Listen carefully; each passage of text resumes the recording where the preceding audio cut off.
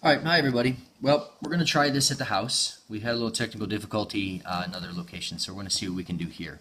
But I'm going to make a quick video on taking a function, finding its critical points, its points of inflection, where it increases, where it decreases, and sketching the graph. So, first thing we have is a function. F of x equals x to the third minus 12x minus 5. First thing I need to do with this is I need to take the derivative. Please don't mind the sounds in the back. I have my little ones that are, well, just getting done with dinner. So, if I set this equal to 0, what I can find is where my rate of change is 0. In other words, I can find maximums and minimums. So I'm going to go ahead and I'm going to add 12 to both sides. And I end up with 12 equals 3x squared. I'm going to take this, divide both sides by 3. X squared is equal to 4. Take the square root and x equals plus or minus 2. So I know that if I make a little number line thing here, I got a 0, that'll come in later. I've got a negative 2, and I've got a positive 2. Okay?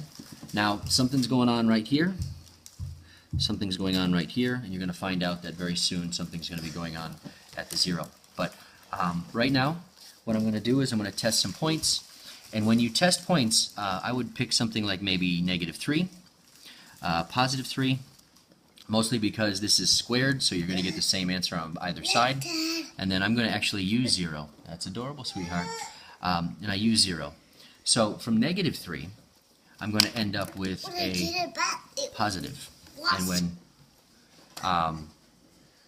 I use a positive 3, same idea, I'm going to get a positive. When I use a 0, 0 squared is 0, times 3 is 0, minus 12 gives me a negative.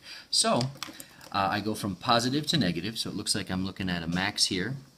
And I'm going from negative to positive, so it looks like I'm dealing with a min here. Okay?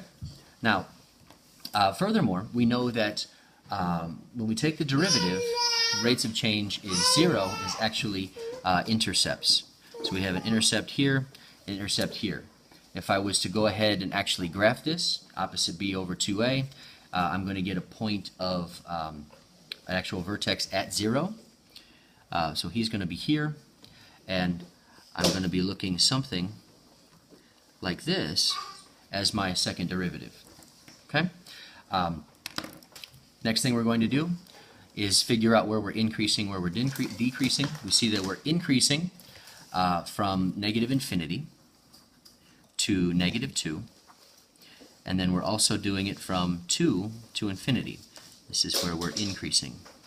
We're decreasing from negative 2 to positive 2. And once again, this is the graph of the derivative, not the graph of the actual function. We're going to get to that in just a moment. Next thing, so we've got that guy done. Let's take the second derivative. So f double prime is going to be nothing more than 6x. We take that, set it equal to 0, and hey, we end up with that x equals 0. Here's my point of inflection. So that 0 here is going to give me my point of inflection, where concave up changes the concave down, or concave down changes the concave up.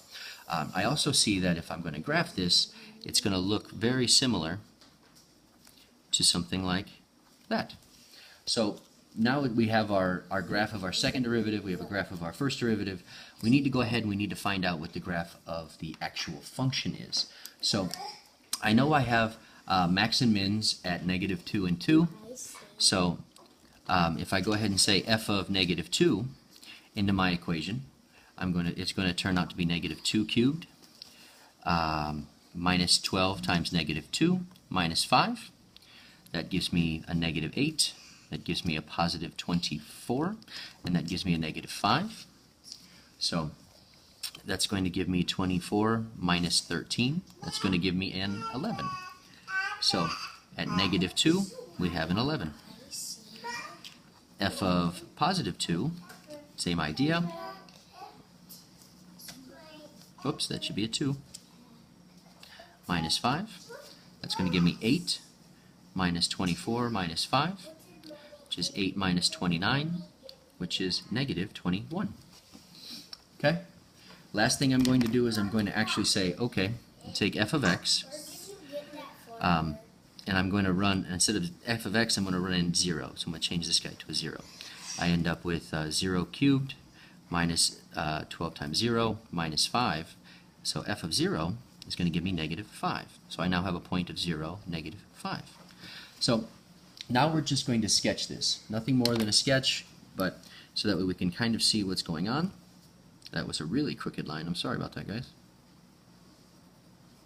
Okay, so at 0 we have a negative 5, so we'll just say negative 5.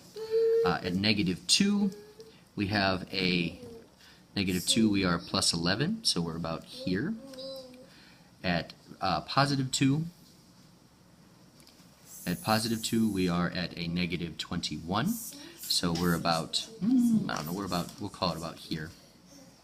And then our graph looks as such. So we're going to come up here, come down, change the concavity, and my mother bought my son another dinosaur, as if he needs any more dinosaurs. And we go up through. So we have our change in concavity, we have our minimum, we have our maximum. And as you can see, we're increasing to negative 2. We're increasing from positive 2, and then from negative 2 to positive 2 we are in a decreasing fashion. So that's really about it. Make sure you check the website. Make sure you check Weebly, joshuaruger.weebly.com. Make sure you get on Schoology. If you have any questions, remember, A-Lunch tomorrow. We're going to be looking at all of these as well as answering any other questions that you may have. Thanks, guys, so much, and I hope this was helpful. Thank you for watching. All right. Hey, Zipporah, can you say thank you for watching? Thank you for watching. All right. See you guys.